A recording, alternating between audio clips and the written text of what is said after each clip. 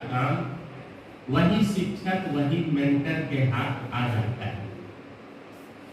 आपने अभी मैं बैठे बैठे देख रहा था कि शिक्षक और सड़क में आप लोगों ने समानता दिखलाया है, लेकिन राही कौन है? अगर शिक्षक सड़क है तो वह राही कौन है? वह राही छात्र छात्राएं हैं। जीवन में अब आप कहेंगे राही को क्या क्या समस्याएं आती? आप देखे होंगे यदि पैदल भी कोई चलता है तो बहुत संभल कर चलना पड़ता है। दाहिने देखो, बाएं देखो, कोई धक्का न मारते, आगे भी देखो, कहीं कोई साइकिल वाला न टकरा जाए, कभी स्कूटर वाला आ गया, कभी स्कूटी हो गया है, स्कूटर तो शायद ही नजर आता है। बाइक वालों से तो ज्यादा सावधान रहना पड़ता है, और उसमें भी आप जैसे यंगस्टर यदि बाइकर हैं तब तो और एक आध फीट ज्यादा ही दूरी बनाकर रखना चाहिए। समस्याएं अनेक हैं। कभी कोई आवारा पशु कहीं आपको जोखिम न कर दे, इसलिए भी आपको जो है संभल कर चलना पड़ता है सड़क पर। ऐसा होता है कि नहीं? अरे कभी कभी तो उससे भी हद हो जाती है। आप यदि बिल्कुल नीचे देखकर चल रहे हैं कि कहीं गड्ढा न हो, कहीं कांटा न गड़ जाए, तो आप किसी से टकरा जाएंगे। तो कहा अरे कैसा अंधा है, दीप को भी न दिखता है, टकरा गया। चलिए भाई ठीक है, तो कहेंगे कि सामने देखकर चला करो। सामने देखकर चलते हैं तो नीचे गड्ढा है। इसी बीच उससे भी दुखद घटना तो तब होती है जब कोई छत पर टहल रहा हो और कान खाया हुआ। अब उसका मन किया घूमते घूमते ऊपर छत पर से ही थूक दिया, पीट कर दिया। अब आप सिर उठाए, माथे पर पड़ा, सिर उठाए, जरा देख कर थूका करो। कहेगा कि आपको देख कर नहीं चला जाता है, कभी कभी ऊपर भी देख लिया करो।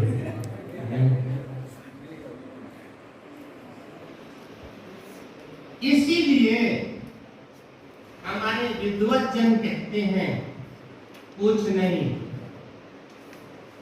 नहीं, ज्ञान रूपी बस पर, ज्ञान रूपी गाड़ी पर श्रद्धा रूपी टिकट ले लीजिए और विश्वास रूपी सीट पर बैठ जाइए। आपकी सारी जीवन की समस्या समाप्त हो जाएगी।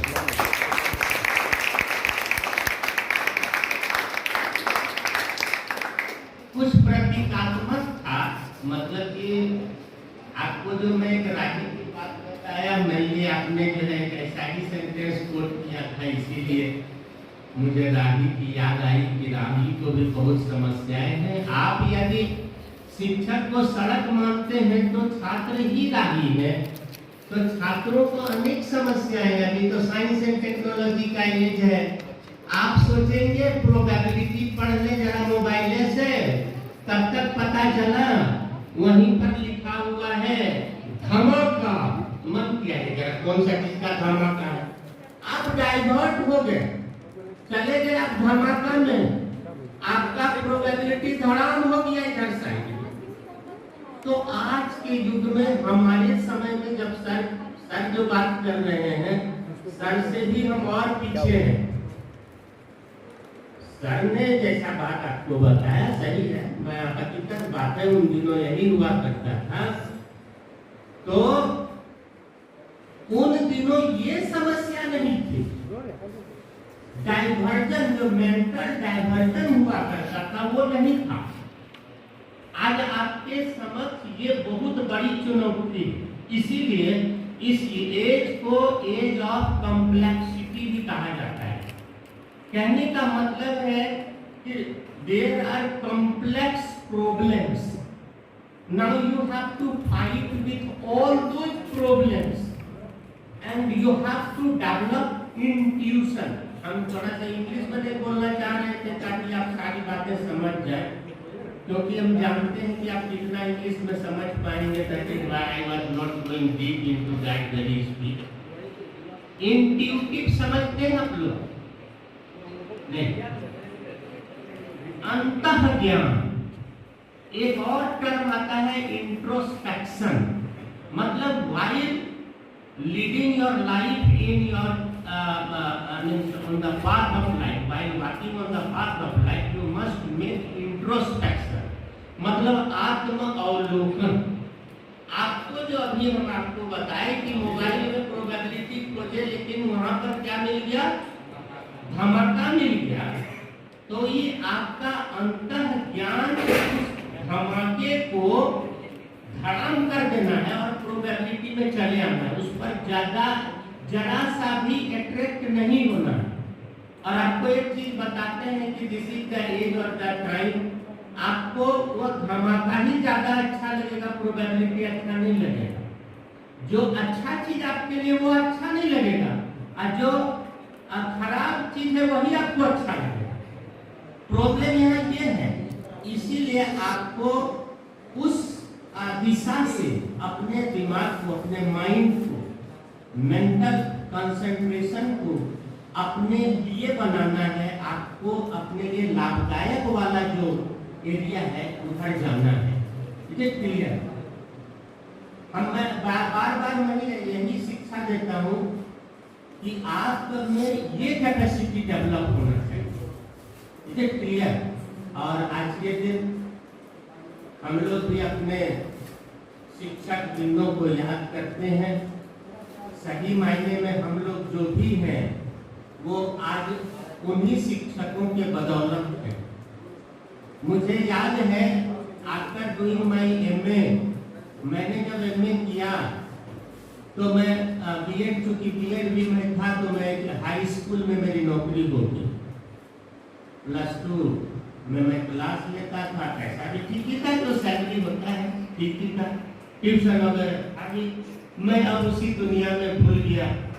और स्टूडेंट से चूंकि मेरा ज्यादा लगाव है, इसलिए कि at the time of matriculation I started teaching students as tuition, तो बच्चों से मेरा लगाव कुछ ज्यादा ही हो गया। तो हाई स्कूल में जब पहुंचे तो हमारे सर जिन्होंने पीएचडी कराया, गाइड थे मेरे, और वो ऑनर्स में भी टीचर हमारे रहे, एमए में भी रहे और पीएचडी के लिए भी। तो वो स्कूटर लेकर पहुंचे मेरे पास, कहे कि राजेंद्र तुम कहाँ हो? निकले स्कूल से, चलो जल्दी चलो मेरे साथ। तो क्यों सर? तुम जो रजिस्ट्रेशन कराया 2 साल बीत गया, तुम कहाँ, किस दुनिया में? चलो।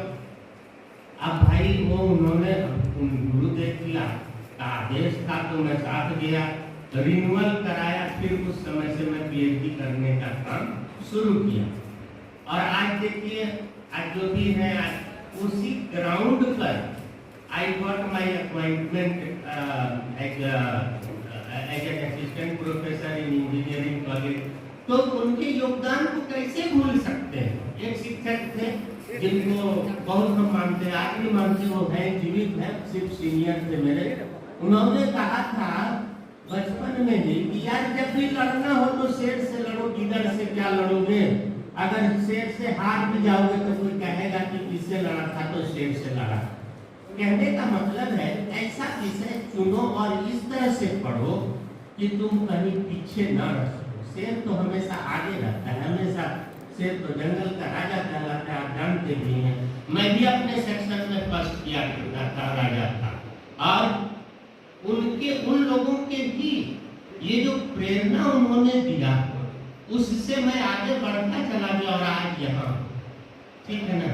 तो आप भी, आपसे एक ही हमारा सजेशन भी है, मेरी राय भी है और मार्गदर्शन भी। आप समझिए कि आप माइंड को डाइवर्ट होने नहीं दीजिए, यही आपसे रिक्वेस्ट है। अदरवाइज अरे यू आर तो एटम बम यार, आप में कौन सी एनर्जी की कमी है, आप जो चाह लोगे सो हो जाए, है ना। मे गॉड ब्लेस यू, यही मेरी शुभकामना और आशीर्वाद है आज के दिन, आपको आगे बढ़े, प्रगति करें।